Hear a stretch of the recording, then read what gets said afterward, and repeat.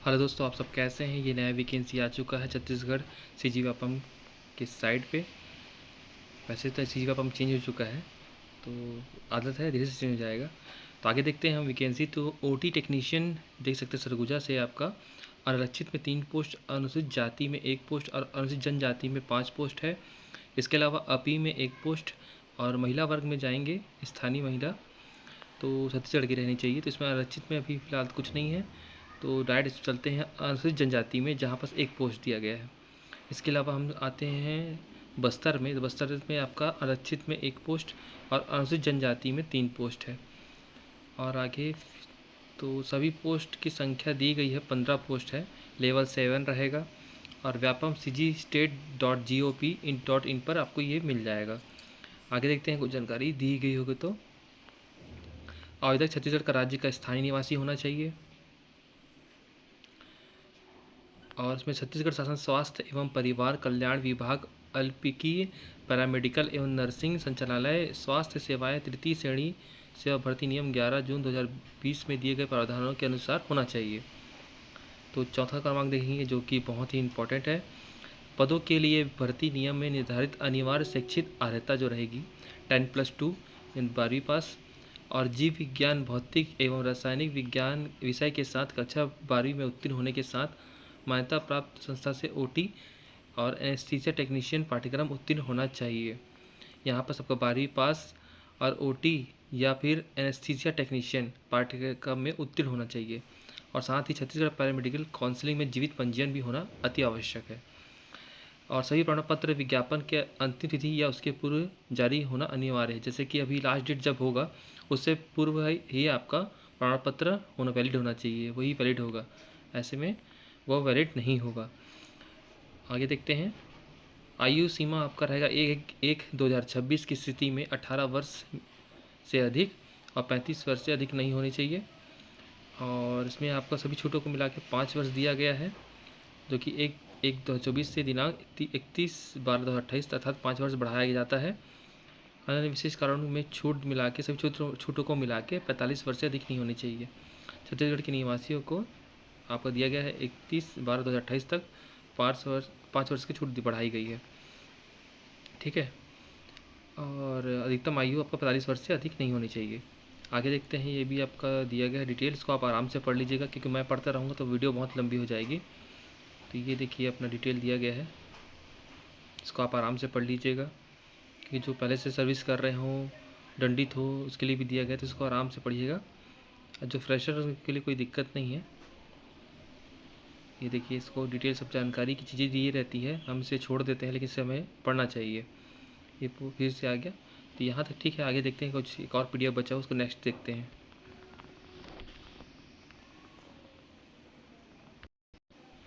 तो आपका आ गए नेक्स्ट पीडीएफ में। आप इसमें देख सकते हैं कि आप ऑनलाइन आवेदन पत्र भरने की प्रारंभ तिथि है 10/6/2026 बुधवार से। और अंतिम तिथि रहेगी 3/7/2026 शुक्रवार शाम 5 बजे तक। और त्रुटि सुधार रहेगा 4/7 से 6/7/2026 शाम 5 बजे तक। परीक्षा की संभावित तिथि है 30/8/2026 रविवार रहेगा। और परीक्षा का समय 10 से 12:15, जो कि व्यापम ने अभी चेंज किया है, मॉर्निंग शिफ्ट कर दिया ताकि धूप के चक्कर में, तो इसलिए ये टाइम चेंज हो गया है। और प्रवेश पत्र जारी करने की तिथि रहेगी 24 अगस्त 2026 सोमवार। और परीक्षा केंद्र केवल रायपुर रहेगा।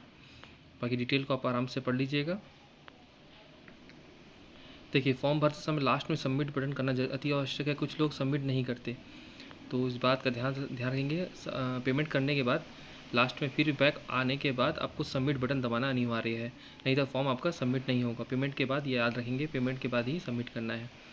बाकी देखिए, जीपीजी दिया गया है आपका कितना, 100 KB और 50 KB का आपका फ़ोटो साइज़ रहेगा आपका। ठीक है। 100 KB का आपका जीपीजी रहेगा और 50 KB का फ़ोटो साइज़ रहेगा। उससे अधिक होने पर ये अपलोड नहीं होगा। परीक्षा शुल्क देख सकते हैं। सामान्य वर्ग के लिए दिया गया है 350 रुपये।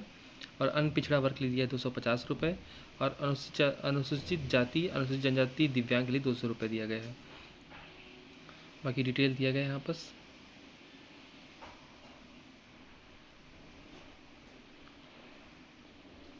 तो ये है डिटेल, इसको आप आराम से पढ़ लीजिएगा।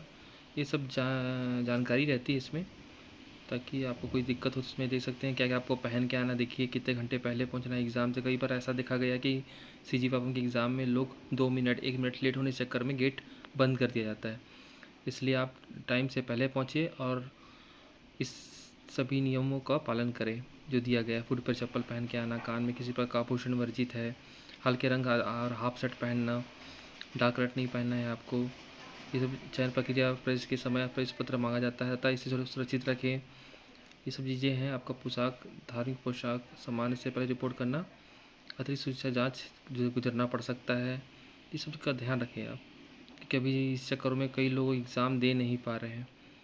और प्रेस करने प्रेस पत्र रहना चाहिए, काला नीला बॉल पेन रहना चाहिए, फोटो युक्त पहचान पत्र के रूप में मतदाता पत्र, ड्राइविंग लाइसेंस, पैन कार्ड, आधार कार्ड आदि पूर्ण पत्र ओरिजिनल रहना चाहिए आपका।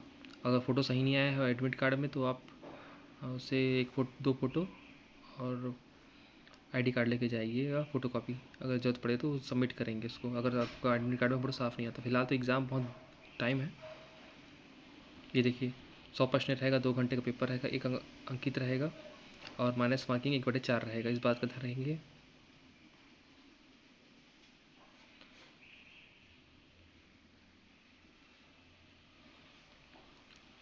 तो फिलहाल तो ये जानकारी यहीं तक है, और कुछ आता है दोस्तों तो मैं आपको देता हूँ जानकारी। और कैसा फॉर्म भरना है मैं बता देता हूँ आपको कि फॉर्म भरते समय किन किन बातों का ध्यान रखें। दोस्तों देखते हैं यहाँ लो एक एग्जांपल पीडीएफ है, उसमें फॉर्म कैसे भरना है आप देख सकते हैं आगे। तो इसमें देखिए ये ऐसा फॉर्मेट सेम टू सेम आएगा। इसको भरते समय निम्न बातों का ध्यान रखिएगा आप। यहाँ पर दिया क्या आपने किसी मान्यता प्राप्त बोर्ड या मंडल से 10वीं 10+2 जीव विज्ञान भौतिक एवं रसायन 7वीं विषय के साथ 12वीं उत्तीर्ण होने के साथ मान्यता प्राप्त संस्था से ओटी या एनेस्थीसिया टेक्नीशियन पाठ्यक्रम उत्तीर्ण है या नहीं। इसमें हाँ या नहीं भरना है आपको। अगर आपने किया है वही इसी के लिए एलिजिबल होंगे, जिन्होंने नहीं किया है वो एलिजिबल नहीं होंगे। ठीक है दोस्तों, तो आपको हाँ लिखना है। और ओटी टेक्नीशियन किया है कि एनेस्थीसिया टेक्नीशियन पाठ्यक्रम में संस्था का नाम यहाँ पर डालेंगे, दोनों में से किसी एक का नाम डालेंगे जिसमें आपने किया है। आगे दिया ओटी टेक्नीशियन पाठ्यक्रम की संस्था का नाम हो गया। उसके अलावा अनुक्रमांक उसमें रोल नंबर दिया गया होगा, ओटी या एनेस्थीसिया जो भी होगा उसमें आपके पास उसके लिए। और ओटी एनेस्थीसिया टेक्नीशियन पाठ्यक्रम के उत्तीर्ण होने का वर्ष, क्या आप छत्तीसगढ़ पैरामेडिकल से काउंसलिंग किए हैं, ओटी से किए हैं कि एनेस्थीसिया से टेक्नीशियन का जीवित वैद्य पंजीयन रखते हैं कि नहीं, इसका ऑप्शन देना है। या अगर है तो आपको यस हाँ करना है, या तो नहीं, लेकिन आप कोशिश कीजिएगा पंजीयन करा लीजिएगा, टाइम आपके पास है तो। और छत्तीसगढ़ पैरामेडिकल कॉलेज काउंसलिंग में पंजीयन का जीवित वैद्य पंजीयन क्रमांक भी यहाँ डालना है। क्या आप कोरोना वैश्विक महामारी के दौरान छत्तीसगढ़ राज्य की शासकीय स्वास्थ्य संस्था से नियुक्त तथा 6 माह का कार्य अनुभव रखते हैं। अगर आपने रखा होगा तो डालेंगे इसमें, ताकि सबमिट हाँ या नहीं भी बस पूछा गया है बस। अगर अगर हाँ करते हैं तो क्या पता कुछ डॉक्यूमेंट भी मांग सकता है, ऐसा हो सकता है। फिर नेक्स्ट करेंगे। उसके बाद देख लीजिए आपको ये एग्जाम्पल तौर पे दिया गया है। कैंडिडेट का नाम जो है आपका नाम दिया है इसमें लिखेंगे, जो मार्कशीट में आपका नाम है वो लिखेंगे, फादर नेम लिखेंगे, मदर नेम लिखेंगे, जेंडर है आपका male female, date of birth जो आपका होगा वो अगर कैटेगरी में आते हैं तो कैटेगरी जनरल ओबीसी जो भी होगा आप उसमें फिल करेंगे। निवासी सिर्फ निवासी है या नहीं, यस या नो। डिस्ट्रिक्ट जहाँ से अपने फॉर्म भर रहे हैं, बिलासपुर जसपुर जहाँ से भी आप बिलोंग करते हैं। अपने वैवाहिक स्थिति शादी अनमेरिड या अनमेरिड हो जो भी, और नागरिकता इंडियन है। और जीमेल आईडी जो आपका जिसमें आपको मैसेज मिल सके, मोबाइल नंबर जिसका नंबर आप देना चाहेंगे और जो आपका स्वयं का नंबर हो। ये हाउस मकान नंबर, स्ट्रीट नंबर, शहर गांव, स्टेट, ज़िला, पिन कोड वगैरह सब भर के आपका क्लास, अगर एक्स सर्विसमैन है तो एक्स डिटेल पूरा डालेंगे, पूरा डिटेल आपका दिया गया यहाँ पर उसे डालेंगे, अन्यथा से स्किप कर देंगे यानी कि छोड़ देंगे। और इसमें पर्सन क्या आप दिव्यांग है तो यस या नो, ये आपकी डिसेबिलिटी पर निर्भर करता है। तो इसे देख के आप आराम से भरिएगा, सर्टिफिकेट में मेंशन होता है वो आपका काम आएगा आराम से। आगे बढ़ते हैं। यहाँ से आपका क्या आपको सही लगा, क्या हो सकता है यस या नो, यहाँ पर लिखेंगे तो ऑटोमेटिक ओपन होता जाएगा, उसे आप भर सकते हैं। पेमेंट डिटेल आएगा, उसके पेमेंट करना है। एग्ज़ाम चुनना है आपको रायपुर, क्योंकि रायपुर सेंट्रल दिया गया, रायपुर सेंटर ही दिया है तो आपको रायपुर ही मिलेगा। घोषणा पत्र पर यहाँ पर टिक करेंगे, ऑब्जेक्टिव मार्क होगा, ऑप्शन करके आगे बढ़ेंगे। और ये देखिए आई एग्री पे टिक करने के बाद कैप्चा सही सही भरेंगे, कैपिटल है तो कैपिटल, स्मॉल है तो स्मॉल, और उसके बाद नेक्स्ट करेंगे। उसके बाद नेक्स्ट करने के बाद ये आपका ओके आएगा। ये ओके आने का ये रहता है कि आप करेक्शन करना है कि नहीं करना है, इसमें एडिट का ऑप्शन भी रहता है। अगर करेक्शन करना है तो एडिट करके आप इसे चेंज कर सकते हैं, नहीं अन्यथा ओके करके आगे बढ़ सकते हैं और कंफर्म आप प्रोसीड कर सकते हैं, जिससे कि प्रोसेस आगे बढ़ जाएगा। सो आराम से चेक कीजिएगा, उसके बाद कंफर्म कीजिएगा। ठीक है, भुगतान करेंगे। पेमेंट करने के बाद आपका ये देखिए पेमेंट आएगा। यूपीआई से कर सकते हैं, जैसा आपको ठीक लगे। पेमेंट गेटवे 1 2 रहेगा, जैसा आपको सर सूटेबल लगता है वैसे आप फॉर्म भरिएगा। और उसके बाद पे नाउ करेंगे। जैसे ही पे नाउ करेंगे तो एक अगर फ़ोनपे से करेंगे तो कैप्चा वगैरह जैसा भी आपका एक ऑप्शन आता है, देखिए आईडी आगे सक्सेसफुल दिखाएगा। गो टू कन्फर्म पेज, तो जहाँ से वापस साइड में पहुँच जाएंगे। उसके बाद ऐसा पेज दिखाई देगा, जो भी आपका फॉर्म्स को आप चेक कर सकते हैं क्या गलत क्या सही है इसमें करके। और अगर कोई गलती टूटी हो गई हो तो उसे सुधार भी कर सकते हैं। डेट दिया है इसमें, आपको बताया हूँ, जैसे मैंने पहले ही बताया है। कोई गलती हो तो डेट पे, उस डेट पे आप त्रुटि सुधार में आप अपना डेट सुधार सकते हैं। ठीक है, और नहीं है तो उसे सबमिट आगे करेंगे।